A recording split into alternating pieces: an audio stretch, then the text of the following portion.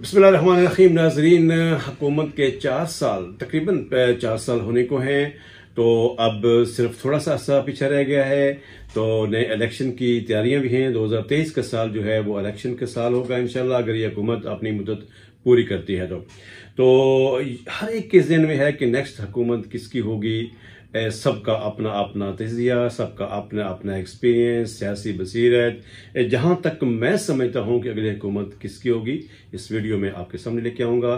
जिनमें नाज़रीन ने अभी तक चैनल को सब्सक्राइब नहीं किया, चैनल को सब्सक्राइब कर दें और बेल आइकन का बटन लाजमी प्रेस करें ताकि मेरी हर अपलोड वीडियो मुख्तलिफ मौज़ूआत पर आप तक पहुंच सके। तो नाज़रीन, इस तरह पहले मैंने आपसे कहा कि हुकूमत के आखिरी चंद माह हैं और सारी जमातें जितनी भी हैं, अपोजिशन की भी है, वो भी गर्मा गर्मी पैदा करने की कोशिश कर रहे हैं सियासी मुल्क की सियासत के अंदर।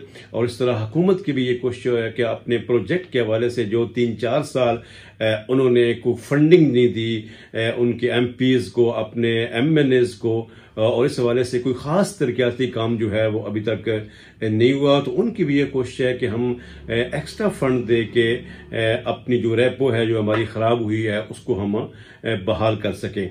और लेकिन इसमें सबसे बड़ा अलमिया जो है वो महंगाई का है, जिसका हुकूमत को काबू पाना होगा। बड़ा मुश्किल नजर आ रहा है। हर रोज आए रोज जो है वो मुख्तलिफ चीजों की कीमतें जो है वो बढ़ रही हैं। पहले तो साल में एक दफा बजट होता था, लेकिन अब हर 15 दिन के बाद, हर महीने के बाद एक नया बजट जो है, मिनी बजट जो है वो आ जाता है, जिसमें कीमतें जो हैं वो ऑलरेडी जो हैं वो इसमें बढ़ रही हैं आम रोजमर्रा के इस्तेमाल की चीजों के।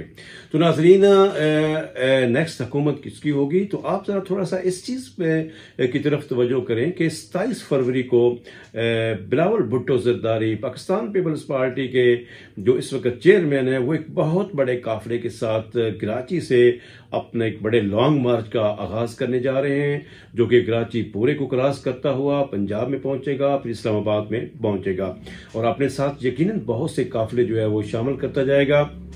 तो मैं ये समझता हूं कि ये एक बहुत बड़ा पावर शो होगा पाकिस्तान पीपल्स पार्टी का।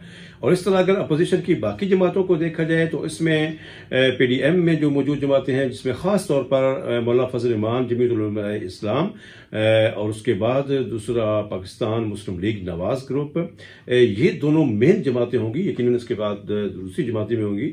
ये 23 मार्च से एक बड़ी तहरीक का आगाज कर रही हैं और इनका भी रुख जो है वो इस्लामाबाद की तरफ होगा।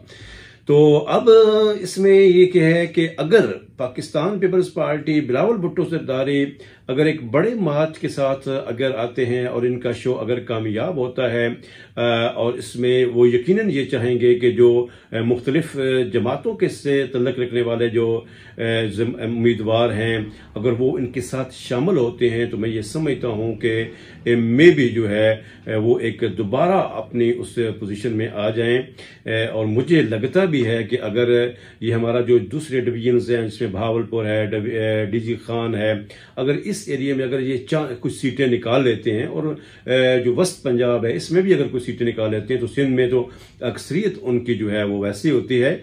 और इस तरह करके केबीके के अंदर अगर फिर भी जो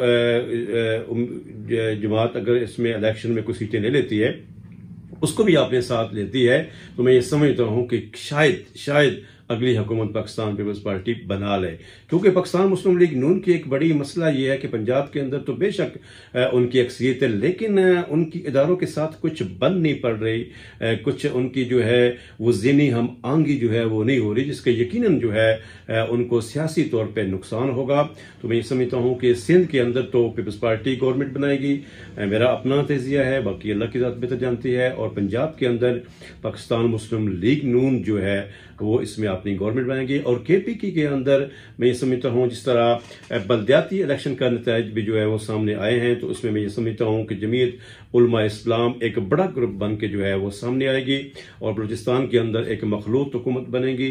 तो वफाक के अंदर जो है वो, तो मुझे तो पाकिस्तान पीपल्स पार्टी नजर आ रही है, अगर बिलावल भुट्टो जरदारी कुछ न कुछ जो है वो मूवमेंट पैदा करते हैं। नाज़रीन, क्या होता है आपको भी इंतजार होगा, मुझे भी होगा। बहरहाल एक दुआ आप भी करें, मैं भी करूं कि जो भी हो वो इस मुल्क की बेहतरी के लिए हो।